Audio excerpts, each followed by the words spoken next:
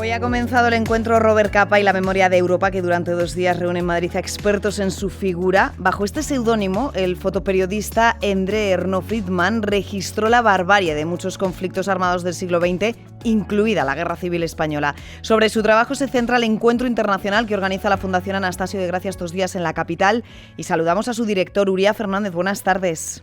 ¿Qué hay? Buenas tardes. Un encuentro con especialistas, iniciativas de Estados Unidos, Hungría, Alemania, Francia, Italia, que sigue los pasos de Robert Capa. ¿Qué temas centran la edición de este año? Bueno, pues aquí lo que estamos es comenzando un camino que además nos va a ayudar a construir una Europa ciudadana, ¿no?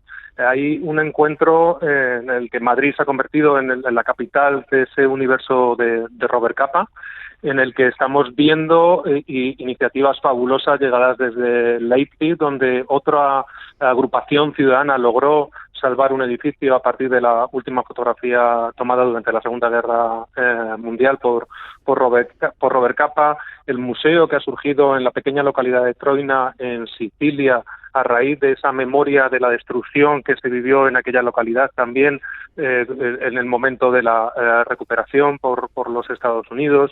En fin, es realmente emocionante el ambiente que estamos viviendo hoy aquí y vemos como, a pesar de los distintos acentos y de las distintas lenguas que tenemos todos, la fotografía se ha convertido en una lengua compartida, ¿no? Recuérdenos por qué es tan importante o qué tiene de especial esa vivienda de la calle Peyroncelli, del número 10.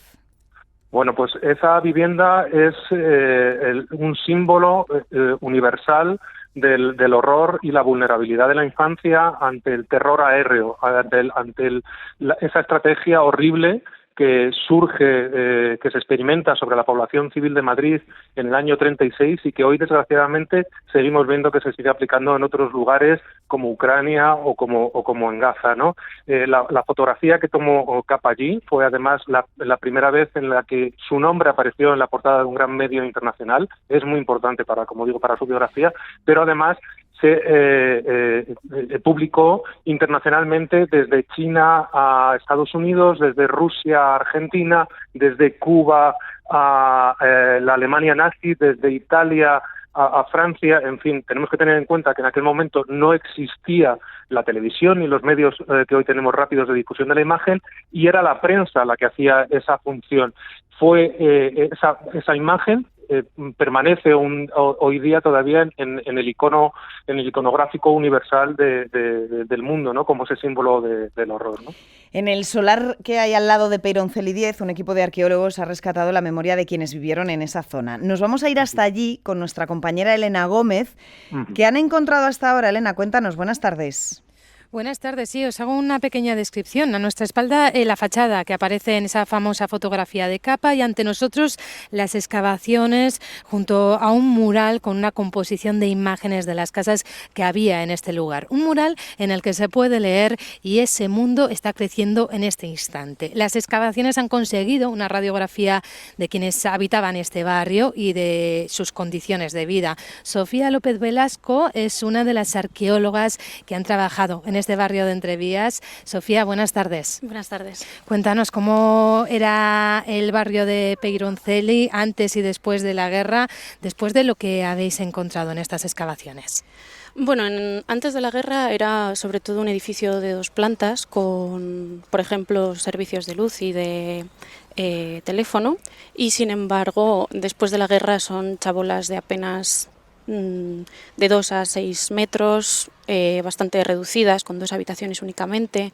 Los materiales se diferencian un montón también en cuanto a desde cerámicas y ostras, por ejemplo, que se pueden llegar a encontrar, a la entrada del plástico, por ejemplo. La vasija pasa a ser de cuestiones como el Duralex, que era una cosa bastante normal tener en casa, y sin embargo, antes de la guerra podemos observar otro tipo de clase en cuanto a los materiales que se usan.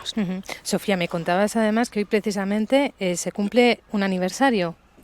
Sí, el aniversario de la foto tomada, bueno, más bien del bombardeo. ¿Cómo habéis descubierto que hoy, este día, era el día en el que se bombardeó esta zona? Pues uno de los colaboradores del proyecto hace, a través de la fotografía que toma Capa, un análisis de las luces y los ángulos de la misma. Uh-huh. El trabajo arqueológico no solo ha removido la tierra, también ha desenterrado testimonios de muchas de las personas que han vivido aquí. Uno de ellos es Carlos Posada, vecino que vivió en las chabolas de la plaza del fotógrafo Robert Capa, con quien nos encontramos. Buenas tardes, Carlos. Hola, buenas tardes, ¿qué tal? Cuéntanos, ¿cómo llegaste tú hasta aquí? Madre mía, pues llegamos llegó la abuela con mucho sufrimiento, muchas necesidades, con sus hijos, que son mis hermanos, que los llamo yo. Éramos 5 en una casita de 5 metros cuadrados, construida con rasillas, con el techo era uralita, y bueno, cuando llovía, pues en la cama que teníamos que poner barreños, teníamos que poner palanganas, y todos los útiles que encontrásemos a mano para no mojarnos los pies. Uh-huh. Además de esas situaciones de vuestras viviendas o chabolas, ¿cómo era la vida en vecindad aquí? ¿Me contabas? La vida en vecindad era una bendición, porque éramos unas personas muy humildes, muy respetuosas, llenas de cariño y de amabilidad. Se cubrían las necesidades unos a otros.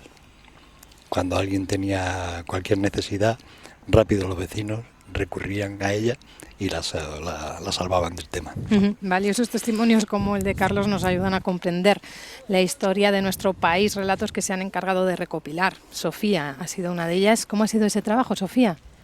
Bueno, aparte de complicado y difícil por la sensibilidad que denota el tema, también es todo un privilegio poder hablar con las personas que han vivido en un yacimiento arqueológico, digamos.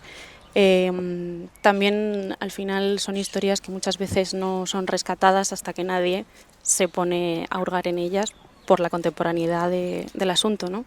Porque me comentabas que estos trabajos son como un disparador para la memoria, para mucha gente. Sí, bueno, eso es algo que también me he inventado un poco yo, ¿no? Para mí una intervención del espacio público lo que hace muchas veces es disparar la memoria de las personas que lo han vivido. Igual tú normalmente no se lo cuentas a tu nieta porque no se te ocurre que a ella le pueda interesar, pero si ves que justo están excavando precisamente donde tú viviste, igual sí que te apetece contarlo, ¿no? Un trabajo que continúa en Peyroncelli y que intenta preservar no solo la figura de Robert Capa, también la de los vecinos de Entrevías, Elena. Y que esta misma tarde va a contar con la visita guiada por Peyroncelli para quienes participan en ese encuentro internacional Robert Capa. Gracias a Sofía, a Carlos y a nuestra compañera Elena por anticiparnos ese recorrido. Buenas tardes a los tres. Buenas tardes. Buenas tardes. Uría, para terminar, quería preguntar por qué se lleva años luchando por un centro de interpretación Robert Capa en Peyroncelli 10 y hoy precisamente el PSOE en el ayuntamiento ha dicho que el presupuesto de 2025, el presupuesto municipal, es insuficiente para llevar a cabo este centro de interpretación. Se lo echa en cara al ayuntamiento, dice que va a hacer todo lo posible por levantar ese centro de interpretación. Quiero conocer su visión y en qué punto se encuentra el proyecto. A nosotros lo que nos preocupa de la noticia que había saltado en la Comisión de Cultura del Ayuntamiento de Madrid es el fin que quieren dar al edificio, ¿no?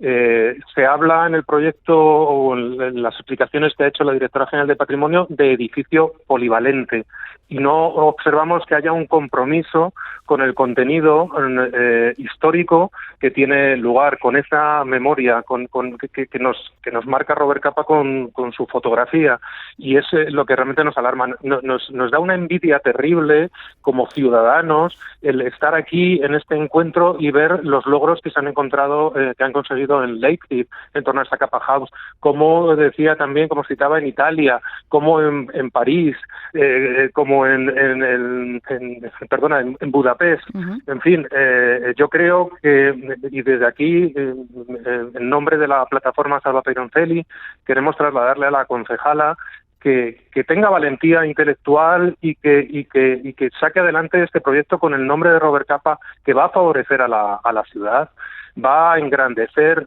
además, Entrevías, que no es que no merezca un centro cultural polivalente, ya tiene uno a 200 metros con un gran auditorio en Peyroncelli, en 180 metros cuadrados de uso de sala no cabría. Lo que cabe es este discurso de la memoria y de la paz por el que apostamos, ¿no?